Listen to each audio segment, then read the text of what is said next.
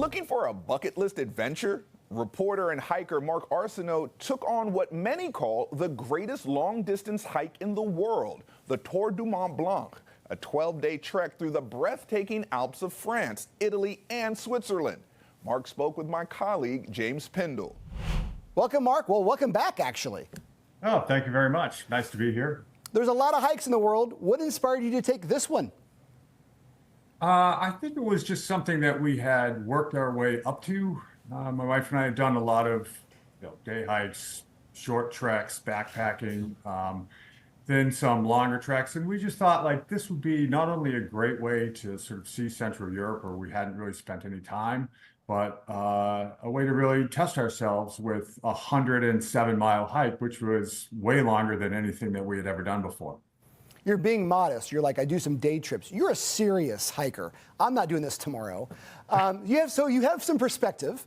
So was it really worth the hype? Was it seriously the greatest long distance hike in the world? What do you think?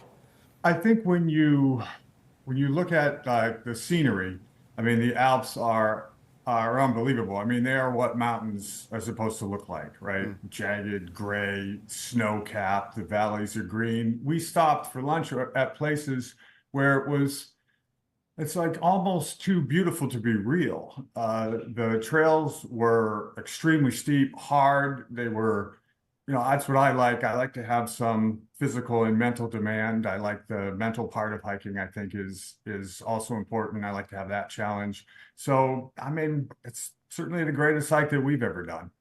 You make it sound awful to me, I must say. But you're also right, however, that the hikers don't exactly have to just totally rough it. You can stay in actual boutique hotels along the way and have other luxuries. So give me the flip side. What's the positive here?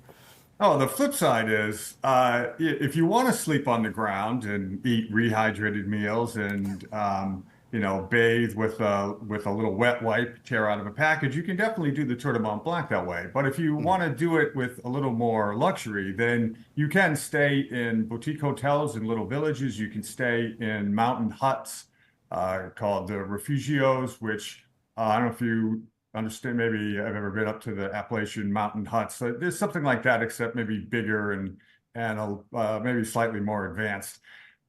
That I thought was a really nice aspect of it. You really brutalize your body here, like 10 to 12 miles a day of extremely steep hiking, and to have a hot shower every night and then be able to dine in a nice restaurant and then sleep in an actual bed. I mean, that's not bad. Mark, you didn't say anything about escalators going up the Alps, so I'm not sure what luxuries we're just talking about here exactly. But let's talk about the food for a second, because you just talked about it. What was the food like, and how much did the local cuisine enhance the experience? So the lunches that we sort of did in the mountains was mostly things that we bought locally from bakeries or different cheese shops.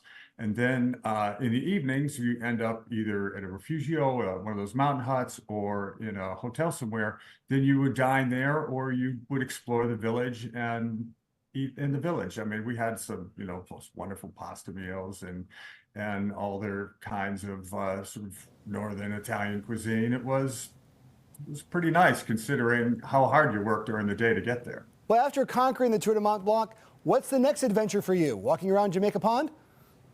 Yeah, that would be a great one too. I don't know. We don't have anything on the docket. I know that we collect national parks, my wife and I, and I've written about this in the Globe about some of the best hikes in the national parks. And so we'll go this year. I think we're going to go to like Isle Royale, which is an island in Lake Superior, and we're going to go to Pinnacles National Park in California. Those are two to cross off our list. So we'll see. Maybe if I find some good hikes in there, I'll write about them. Awesome.